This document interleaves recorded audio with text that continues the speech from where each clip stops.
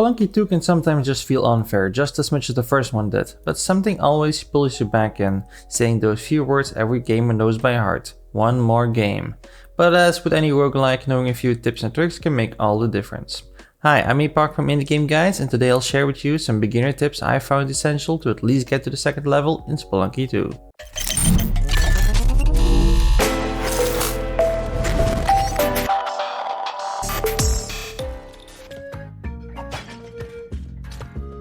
Okay, so let's start off with the weapon that you will be mainly using to vanquish your foes, the whip. Now, any enemy comes near you, you use a whip and hopefully he dies or is at least knocked out. What is there more to tell? Well, Spelunky 2 is made out of a tile set just like most 2D games. Your character is basically the size of one tile to give you a point of reference. Now, when you use your whip, anything in the tile before you gets hit, but the whip will also damage anything in the tile above you and behind you. When you use the whip, the main character pulls the whip back, then slashes downward from above before reaching the tile in front. So if you want to do some type of quick attack, you're better off turning your back to your target because the back tile will get hit first when executing an attack. If something is trying to attack you from straight above, you can just attack it with your whip without moving. But timing the attack is something you will have to get used to. But you don't always need to kill or knock out enemies with your whip, you can also just jump on their head or by throwing an object at them or attacking them with a weapon you found like a machete or a gun. I assume you've already encountered a few traps. Now they are rather something you need to avoid than trying to dodge. Now in case you do need to get by them, just throw any item like a rock or a pot in front of the trap to set it off. Bombs or climbing ropes will work too, but that's a bit of a waste. But there is a silver lining to traps, your enemies can set them off too, so if an animal is trying to attack you, just leave it in front of the trap.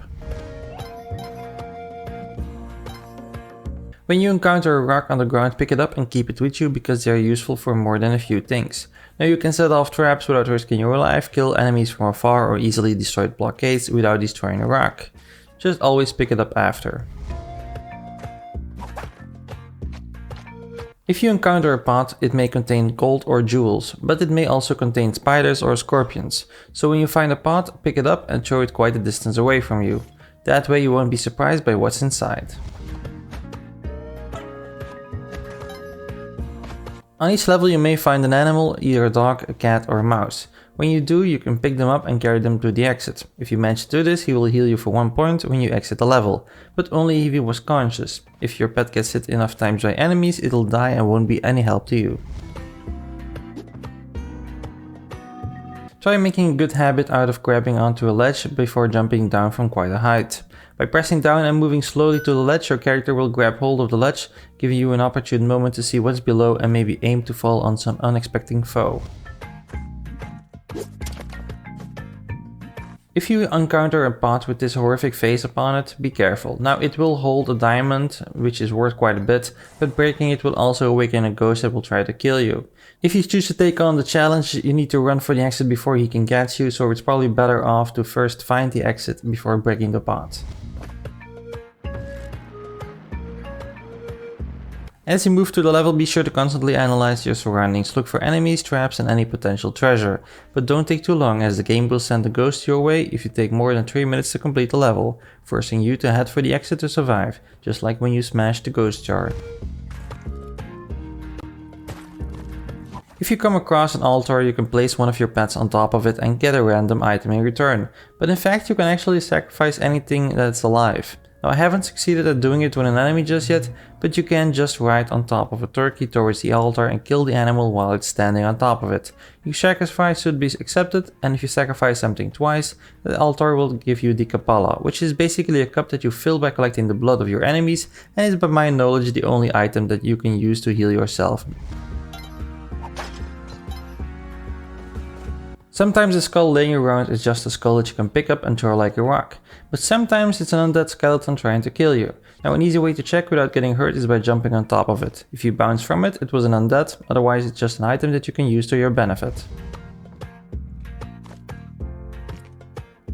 Don't mess with shopkeepers, just don't. Now if you attack them, destroy a single piece of their shop or anything, they will come after you and they are really strong.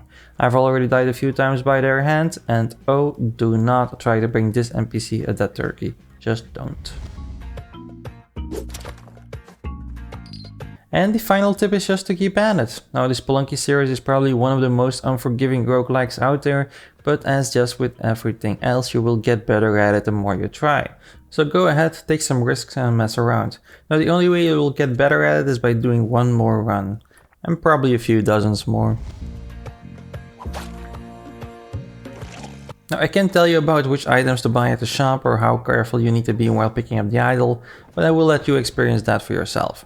Now if you think I missed something or you just want to share any of your own tips, please share them in the comments down below, and if you found this guide useful, be sure to give the video a thumbs up so other people can find it too. And if you want to see more guides just like this one, I publish about 3 to 4 every week, so be sure to subscribe to get more of these. I want to thank you for watching, I'll see you in the next one.